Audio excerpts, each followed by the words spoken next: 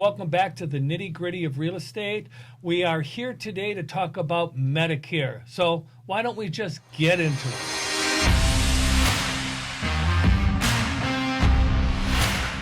Thanks a lot for tuning in to the nitty gritty of real estate. I am here with insurance agent Rob Young of the Rob Young Insurance Company. Rob is a licensed agent, and he's actually a licensed Medicare service agent, and he's licensed in 4 states. So those states would be Washington, Oregon, Nebraska, and Arizona. Right? So welcome, Rob. Thanks for having me, Tom. Hey, Rob, so I've got a bunch of questions here I want to ask you because, I'm 68. I went through the fiasco of Medicare. Okay, it's crazy. So I'm just going to go through the alphabet soup. Okay, this is going to kind of like the alphabet cereal or the alphabet soup. We're just going to start asking you questions about what all of these mean. So number 1, and like in the alphabet, what is Part A? Okay, Tom, thanks for asking that. Yep. Part A is hospital coverage for people that have Medicare. So Part A doesn't have a cost, but the cost is that you've been paying for Medicare taxes your whole working life. But Part A is hospital. So that's just things that happen in the hospital. Hospital benefits, that's it. Yeah, like if you have to stay overnight, right? Or you go to the emergency room. It actually like covers injections if you're diabetic, things like that. Because that stuff can happen in a hospital. Okay. Yeah. And you say that there's no cost to it because over the life of your work history, you've paid for it in advance, right? Okay. Yes. So if I'm going to get Medicare, I'm getting Medicare with A, no cost, and covers me in the hospital. Yeah. No co-pays. No. Okay. It won't cover all of it. Okay. But when you get into the other letters, I'll explain. Okay, perfect. So then let's go to letter B. Sure. What is coverage B? Coverage B is something you do have to pay for. Okay. It's doctor's benefits. Doctor's benefits. Yeah, so it's doctor services, for example. And Part B is something that's most of it's covered from the taxes we paid, but Part B I think this year is $164.90 or something or close to that. And then if you actually, since they go back on tax returns for 2 years, if you've actually gone above the income limits, then you're going to pay like a $356 additional fee for Part B, and some people don't even know that. Okay, so I'm going to stop you because those are a lot of numbers. Yeah. So normally it's $164.90 A month. A month Yep. that you pay, and you basically are subsidizing your insurance with that payment, and it handles basically doctor services. Yes. Okay. Now, if your income fluctuates, like I'm assuming up, if your income goes up, then they may give you a different rate to pay.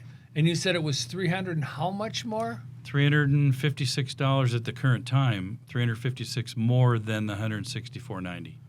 Oh my gosh, so that's almost $500. That's right. Holy mackerel. Just for B. Just for B. Yep. You'd be paying a lot of money if you make a lot of money, it sounds like. And that'll continue until you meet the income requirements. Okay. Yep. Okay. All right, so then let's talk about Part C. Okay. So Part C is, in our term, although I think the names are going to be changing, is what we call Medicare Advantage plans. Okay. And they are copay plans that are offered by private insurance companies so that they will supplement what you don't get in Part A and Part B. And it's all copay. It doesn't have to cost any premium, or it can cost a premium, but it's copays along with what you're paying for Part A and Part B. And you can't get Part C. You can't get C unless you have A and B. I think I got this. C is basically a copay. Copay plan. Copay plan. Yep. And it's usually a private insurance company. It is. Right? It's always a private insurance company that offers it. Okay. So you'd have to make your choice. And you make a payment for that coverage. You pay that private insurance company. Yes. Does that private insurance company pick up that $164.90 plus the $356 if you make more money? Nope. What would it cover? What they do on copays, they pick up the differences of things that aren't covered under A and B. Okay. So if I would go in and let's get an ultrasound for my prostate, let's just use that, right? Yeah. And they said to me, well, your copay is $125. That Plan C, that private insurance company, then would have paid that $125? No, you would have paid the $125. Okay. And then they would have pulled your primary coverage would have been from A and B first. Then they'd go to your private insurance. You'd pay a copay, and hopefully wouldn't have to pay anything after that. Okay. Because it would fill the void of what's missing. Okay. So if I'm hearing you correctly, that $125 I paid, I'd still have to pay that? Yeah, if that's a copay, yeah. Okay. Now, was the copay on the A and B? No copays on A and B. Okay. Okay. So the copay that they would pay then on that $125 would probably been the copay that some of it would have been covered by this private insurance company. And then what was left was the $125. And then filtered in there somewhere is what we've paid in our taxes. Got it. Because you're not seeing the real numbers of what So it costs. what's an average cost of this Plan C? There's 3 levels of costs Okay. on average from companies. The most popular is a 0 premium plan. Doesn't mean it really costs 0, but it costs 0 to you because it's paid for by Medicare taxes. Okay. Then there's usually a middle of the road like $40, $50, and there's another one that's around $100. And the only thing you get if you pay for these plans and pay more is you get less copays. That's it. Okay. That's what you get. No, you don't get anything else. Okay. It's just that 125 might be 60. And the one in between might be 85. Okay. That's how it works. I see. Okay, I see. So, we still got a lot of letters to go through, but Yeah. it sounds to me like people really need to be with somebody who knows what the heck is going on, right? Okay. Right. So we did the ABCs. Now let's get the D. Medicare D Super. as in dog. D is one of those things, Tom, that is it covers prescription drugs, and it's the only plan that if you turn 65 and you sign up for Medicare, if you don't have a credible Part D plan, you will get fined by Medicare and by CMS 10% of the cost that you were supposed to pay per month until you actually have a credible plan. I've seen people screw this up where they were paying almost $500 a month and didn't know it. Oh my God. And So it let's go through that again. Yeah. Okay. So we're talking about Part D. Okay. This is a prescription drug part of Medicare. Yeah, it's a copay plan. Okay. Yep. And it's Medicare, not Medicaid, right? It's Right. Medicare. We're talking about Medicare. We're talking about the prescription drug plan. Some drugs are paid for 100% if there's simple drugs, like probably an amoxicillin or something A lot like of generic that. stuff Generic that's right? gotten cheap because it's been around so long. Yeah. And then there are other drugs where this Plan D won't cover all of it. You'll have to subsidize it a little bit. That's right. But if you don't have A and B and you grab D as in dog, Oh, you can't have D unless you have A and B. that's my point. So if you think if you don't have A and B but somehow you get D, you're in trouble. Yes. Okay. Again, need to be with a professional. Yes. Yeah, because this is complicated. I'm writing it down and it's complicated. Because I know we're going to go through some other letters, but Yeah. I just got on Medicare May 1st of this year, Okay. and I signed up myself, and things got screwed up. And if you're telling me, I've been in this business doing Medicare about 20 years, it's so complicated that I would suspect that most people that you run into, Tom, or the Yep. people in our area, don't have a clue. Wow. And their biggest mistake is, let's say they get to a point and they sign up for Part A. Yeah. Okay? They just don't sign up for B. Then all of a sudden they realize that they were supposed to. Nobody's going to call and tell them. So then they sign up for B and they think that's it. Well, when they have Part A and Part B, it does not cover the normal things that you and I run into when we go to the doctor. Okay. It covers a part of it. Okay. So if there's heart surgery or a knee replacement or a hip replacement that costs $40,000, $70,000, $1 million, guess who's going to pay that? The person who doesn't have the right coverage. Yeah. That could bankrupt somebody. It could destitute somebody. And it keeps them from, hey, in your business, Tom, it keeps them from maybe buying real estate. It keeps them from having investments. It keeps them from taking care of their normal monthly costs. I mean, it can screw all that up. And just by them doing nothing.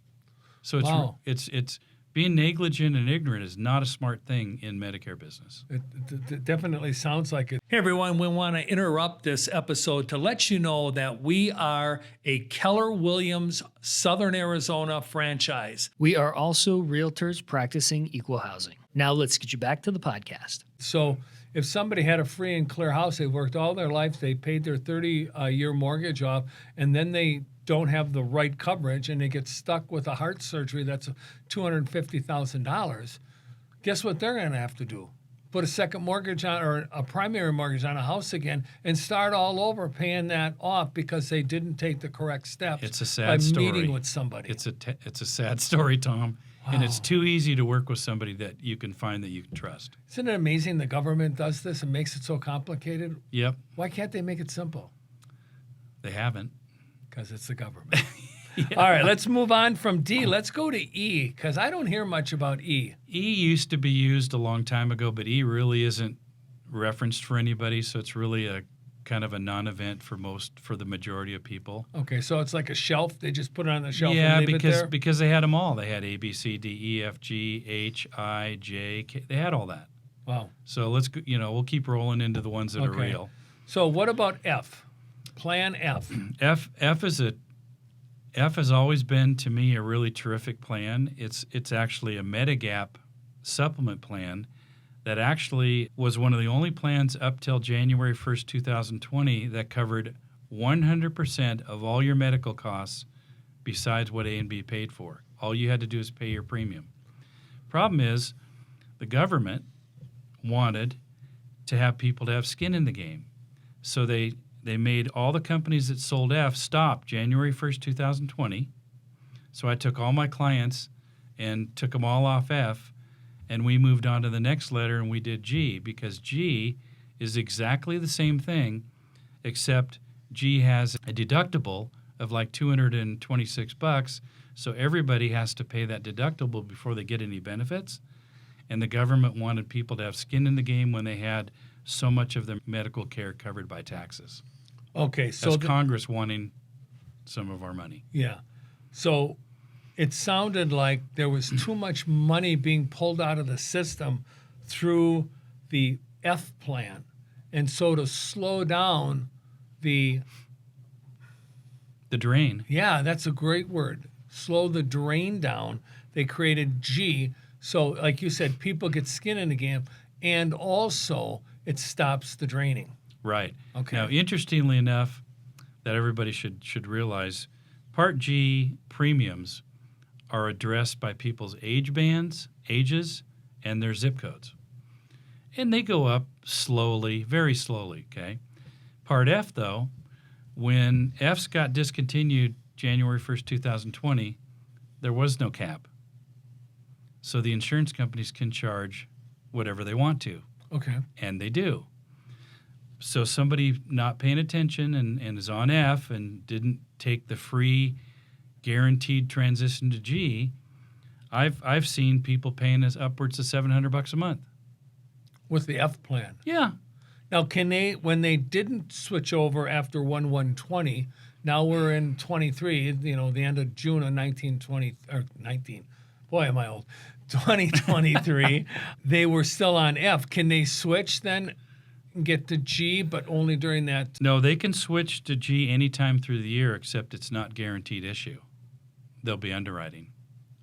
Oh. And that January 1st, 2020, I think for about 3 or 6 months, there was no underwriting. So you could have anything wrong with you, and it was okay. Okay. But now, they're going to check. Okay. And if you have certain things, you won't be able to get it. So if you have, let's say, like AFib, use that. You won't get it. You won't get the G, you'll have to stay on the F. Yeah. Interesting. If you have heart problems, you're going to have to stay on F and you won't get G. Okay, so you'll have to make those high premiums. Yep. So now, currently, is there the potential where you could make a mistake now and end up with F instead of G? No. If you're not guided? No. They won't even let you sign up for F anymore? No. Okay. No. So it's a moot point. The door is closed on that? Yep. Okay. Yeah. But the poor people that didn't pay attention, they could be paying a lot of money. But I will give one piece of advice. If there's anybody there that sees this or you ever talk to that has F, and they don't have anything at this particular moment that's seriously wrong, they may have had it in the past, but if they're past it, that's the perfect opportunity to get G and be happy that you did. Because if not, you start getting older and you have issues, you'll never get it. They'll underwrite you and never give you G. Okay. Yeah. So having G before you get sick is critical. Very critical. Okay, wonderful. So we talked about choosing wrong. A lot of times I like to talk to people in different industries like you. Obviously, I know nothing about insurance. Can you share a story with me of somebody who may have made the wrong choice? And I mean, sure. not artificial, something real. The names have been changed to protect the innocent, right? Sure. But a real example. Yeah. Now, to let everybody know currently, I don't get paid from anybody paying me. I get paid from the insurance company, and they get paid from the federal government. Okay. And you can dig all the way deep and see how much Medicare taxes are paid. That's where it comes from. Okay. It's a budget. All right. So an interesting story that I've never forgot, I had this client of mine, a daughter of parents and husband, who after a few years said, you really ought to talk to my parents. And I said, first of all, why is that? I didn't know who they were. Well, I'm not sure they've made the best decisions, considering that the daughter and her husband were now making better decisions. And I said, okay, well, they'd have to just come in and see me. So we set up an appointment. They sat across from me. And for the last 17 years, they had been on a retirement plan from the company they worked at for Medicare and been paying between $700 and $800 a month for that long. When I tabulated up what they'd been paying, just for the sake of it, it was close to $35,000 that they'd thrown away because they hadn't made the right decision. Oh my gosh. Their company had said, hey, take the easy route. Just hit this button and you can have this plan. Well, what they didn't think about is, okay, we'll have a person like Rob consult them. They already had A and B, or they had to get A and B. And now what happened is I got them on, in that particular case, I got them on G's and D's, and they saved $400 to $500 a month. Now, wow, since that's $6,000 a year. Yeah. Now, since that time, the husband or the dad has passed away. Okay. I still have the mom covered, but the daughter was grateful. But still, there's no reason for that, because even with the commercials that have now been cut off by Joe Namath on TV, people were listening to him. He's a professional football player. He's not a Medicare person. And, he's a paid spokesman, as they like to say. Yeah. So realistically, if you're going to listen to somebody like that, why not seek out somebody you can trust and talk? Professional. Yeah. And in this area, talk to me, because I'm not going to lead you down the wrong path. I have no motivation for that. Right. Right. Yeah. So how do you find the correct people? Where do you go? I mean, they can go to you, and everybody, Rob's information will be linked here. He's very knowledgeable. I recommend you at least talk with him. There's no cost. Talk with him, but we'll have his information at the end of the podcast. But how do they go about finding somebody like this? Well, thanks for asking that. If they're in Oro Valley, if they happen to be in Oro Valley, which is a part of Tucson, Arizona, they can look in the Oro Valley magazine, and I have an ad that runs in there. Okay. At least they can possibly look at that. All right. Now, I would say the best thing they can do is talk to their friends. Okay. Okay, their friends that might be on Medicare, what did they do? Okay. And, hopefully they're not the friends that signed up for A and B and didn't sign up for anything else. Yeah. But if they talk to their friends and find out who they work with, they can at least find out if that's a good path for them to go on. And typically they should be able to find somebody they can talk to about it. But I did get a hold of somebody, or somebody contacted me through my ad, that actually had been referred to their friend's agent. When they called the agent up, the agent told them, and they were turning 65, they told them they can sign up for all their plans, and it was 6 months before they turned 65. You can only do that 3 months before. Okay, so they were unknowledgeable. Yeah. Sometimes we have that in our industry too. Yeah, so as soon as that person heard that, yeah, they called me. Okay, smart move, Rob. And I just sat across the kitchen table and said, no, you can't do it 6 months. it's 3 months, and you happen to be the same age as me, so you can sign up when I do. Right. And she was happy.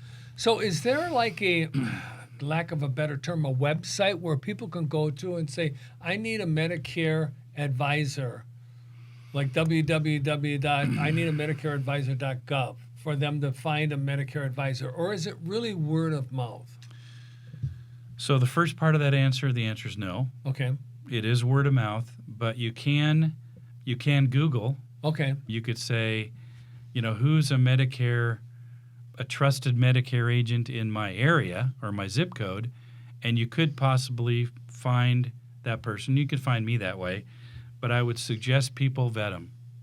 They need to vet the person to find out if it's true or not, and they can do it by phone to find out what they do. In our business, when we get interviewed to like list a house or to work with a buyer, usually they interview 2 or 3 people, right?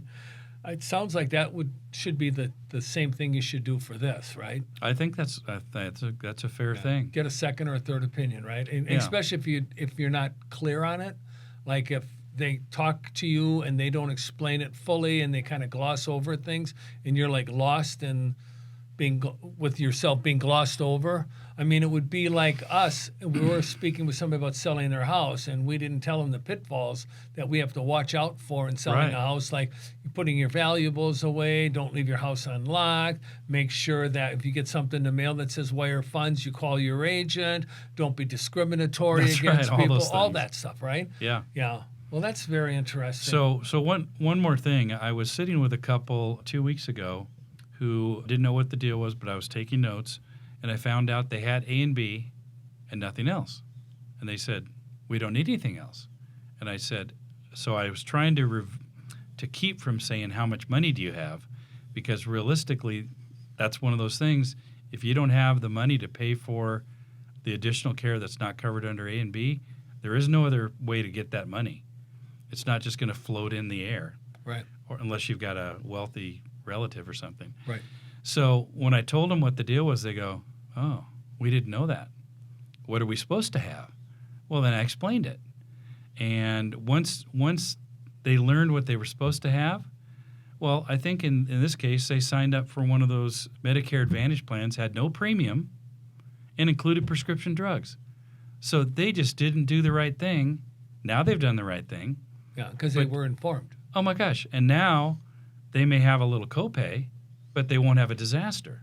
Yeah. And I've seen people go destitute with this. I just wish I could tell more people. That's horrible. They've gotten destitute because they've made decisions where they were negligent towards what they should have been doing, and they thought they were going to be sold something. Yeah, uninformed. Yeah, uninformed. Yeah. Uninformed.